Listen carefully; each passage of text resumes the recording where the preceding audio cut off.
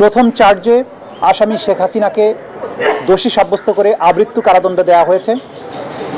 দ্বিতীয় চার্জে আসামি শেখ হাসিনাকে দোষী সাব্যস্ত করে মানবতা বিরোধী অপরাধের দায়ে 2024 সালের জুলাই অভ্যুত্থান চলাকালে বাংলাদেশে ছাত্র জনতাকে লিথাল ওয়েপন, হেলিকপ্টার, ড্রোন ব্যবহারের মাধ্যমে নিষ্ঠুরতম পন্থায় 1400-র মতো ছাত্র জনতাকে হত্যা এবং 25,000-এর বেশি ছাত্র জনতাকে আহত করার দায়ে, মোর স্পেসিফিক্যালি আশুলিয়াতে 6 জনকে হত্যা করে পুড়িয়ে দেয়া, চানখারপুলে 6 জনকে হত্যা করার মাধ্যমে যে অপরাধ করেছেন সেটার দায়ে তাকে দোষী সাব্যস্ত করে মৃত্যুদণ্ড প্রদান করেছেন।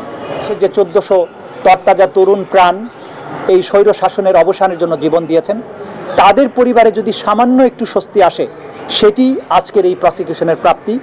জাতির পক্ষে আমরা একটা বিচারিক প্রক্রিয়াকে সম্পন্ন করার মাধ্যমে এই জাতিকে বিচারহীনতার কলঙ্ক থেকে মুক্ত করার যে ক্ষুদ্র আমাদের প্রয়াস, সেটা যদি সফল হয় সেখানেই আমাদের সাফল্য।